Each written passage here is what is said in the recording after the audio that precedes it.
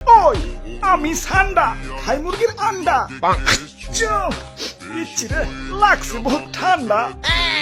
Saudi আরবে কফিলের যন্ত্রণায় 1971 সালে আমার দাদা পরদাদারা সৌদি ছেড়ে বাংলাদেশে এসে বসবাস শুরু করছিল। থ্যাংক ইউ দাদু। দাদা যদি সৌদি না ছাড়তো এতদিনে তো কফিলের ছেলেবেলের পেটে চলে যাইতাম। সবুজ শ্যামল বাংলাদেশে খুব রিল্যাক্সে আছে। না আছে কফিলের যন্ত্রণা, না আছে মরুভূমির যন্ত্রণা। কি আনন্দ আকাশে বাতাসে।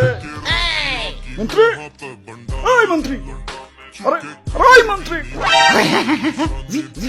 সারাদিন টিকটক দেখ লইব, রাত সবার কাম করবো কেঠা? তোমার জেঠা?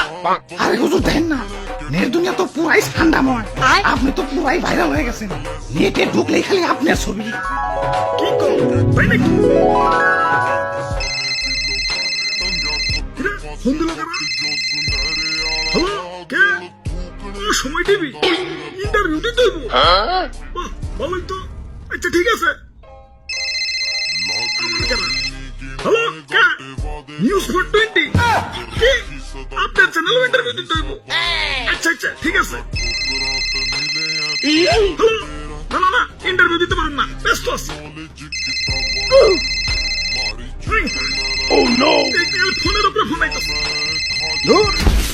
ভাইরাল হয়ে যন্ত্রণায় আছে, ফোনের পর ফোন। এই বাঙালি নিউজ রিপোর্টার কি খাইয়াতে কোনো কাম নাই? কেউ ভাইরাল হইলি হয়, পরে নিয়ে নিউজ বানাইতে বানাইতে জগা খিচুড়ি বানাই দেয়। মানুষের বাদ দিয়েও সারা পারে না, ওইটাও নিউজ হয়ে যায়। বাবাই খালি নিউজ রিপোর্টার না, ইউটিউবাররাও। তাই ভাইরাল হয়ে ভালোই লাগতাছে। নিজের পুরো মেগাস্টার ফিল হইতাছে। সাকিব খানরে ফোন দিয়ে ক বরবাদ চুতে যেন আমারে রাখি। আরে হুজুর, খবর কিছু রাখেন।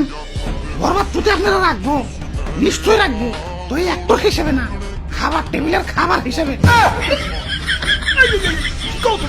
হ্যাঁ, দেশে ঠান্ডা ভাইরাল হওয়ার পর থেকে দেশের পাবলিকরাও আমাকে ধরে ধরে খাওয়া শুরু করছে।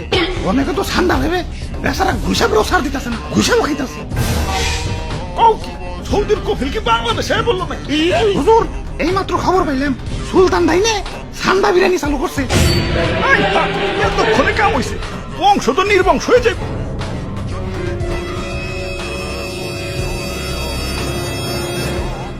না, অনেক হয়েছে, আর না, এর একটা ভিত করে লাগবো।